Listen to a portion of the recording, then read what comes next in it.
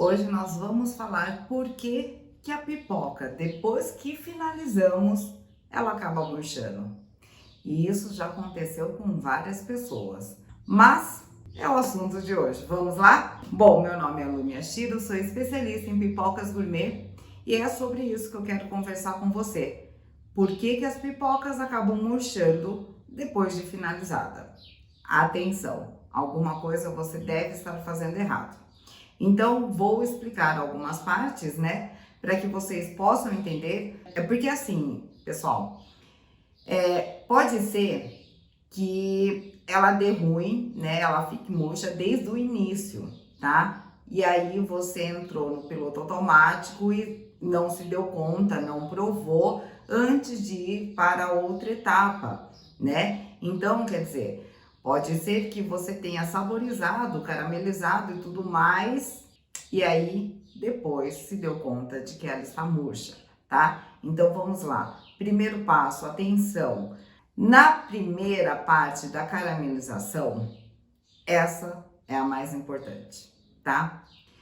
Tô falando isso dentro da nossa técnica, método Lu Miyashiro, tá? Pode ser que você tenha errado o ponto e o tempo, tá? Por isso que é importante o termômetro digital, para que nós possamos ter a noção da temperatura, o momento certo, a espessura daquele caramelo, né? Então, assim, por isso que é importante ter os materiais adequados.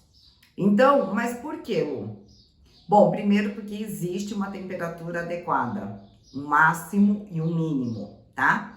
Outra coisa é que no nosso caramelo contém uma pequena quantidade de água. Se essa água não evaporar por total e você errou o tempo, né, a temperatura, e vamos supor que você tenha adiantado aí o processo, ou seja, colocou as pipocas naquele caramelo antes do tempo, a sua pipoca tende a murchar e logo açucarar, tá? Por quê?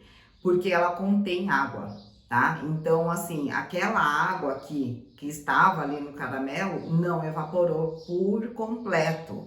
E o seu caramelo não chegou na consistência e temperatura correta para que você entrasse com as pipocas já estouradas e selecionadas no caramelo, ok? Entenderam até aí?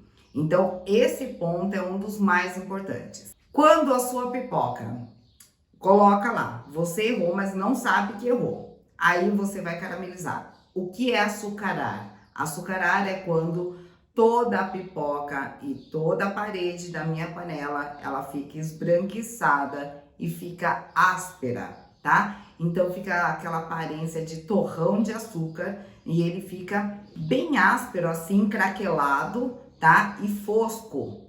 Isso é uma pipoca açucarada. Mas Lu, ela é crocante? Sim, ela é crocante. Por isso que eu tô falando para você. Cuidado nessa parte. Não confunda um caramelo perfeito com um caramelo açucarado, que ele também é crocante, tá? Então, esse aspecto... Gente, lembra daquele amendoim pralinê? Não sei, você já fez? Eu já fiz. E ele precisa entrar no processo da caramelização ficando açucarado, ou seja, ele vai ficar fosco, ele vai ficar mais pesado e ele vai ficar esbranquiçado. Esse é o pralinê, então ele fica crocante sim, tá? Mas para as pipocas não dá certo, tá? Então para as pipocas, quando ele fica nesse aspecto, né, do caramelo todo craquelado, todo açucarado, não dá certo. Fica crocante, mas você pode perceber que ela vai ficar mais doce e com o passar dos dias, a sua pipoca vai murchar, tá?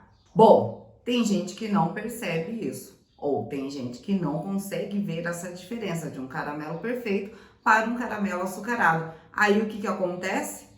A pessoa pega e já passa no chocolate. É o chocolate que vai deixar sua pipoca crocante? Não, tá? Então, o início é lá, no caramelo, tá? Então, essa atenção é no caramelo. Aí você passou o chocolate e tudo mais e viu que ela não está crocante. Por quê? Deixa eu te falar. quando você erra o caramelo, todo esse chocolate que ele vai receber, a sua pipoca vai absorver a umidade desse chocolate. Por isso que a sua pipoca vai murchar mais ainda. Entendeu? Então, existe cuidado em todas as etapas, tá? Eu estou falando aqui para vocês, explicando uma das maneiras aí que faz com que a sua pipoca venha a murchar. Agora, outra parte é a seguinte: eu fiz meu caramelo, tudo certo, tudo lindinho, tá lisinho. E aí eu vou guardar, porque eu vou trabalhar na saborização só daqui uns 2, 3 dias, tá? Então eu vou armazenar. O que que acontece? Essa forma de armazenar, vocês têm que tomar muito cuidado, tá? Deixar num pote bem vedado para que não entre ar, nem saia ar, enfim, bem vedadinho, quietinho. Porque senão, né, vamos supor que se você fique abre e fecha, aquela pipoca já caramelizada vai murchar, tá? E aí vocês nem percebem, viu que o caramelo tava todo lindo, vocês não procuram provar antes de passar o chocolate, tá? Isso acontece muito. Lembra, gente, é o piloto automático, tem que tomar cuidado, nós não somos máquinas, tá? Então não dá para entrar nesse piloto automático, tem que fazer a prova em todas as etapas. Outra coisa também que pode vir a murchar a sua pipoca é o seguinte: eu fiz meu caramelo e aí eu não deixo ele esfriar. Fiz meu caramelo lá bonitinho, tal, tudo deu bom.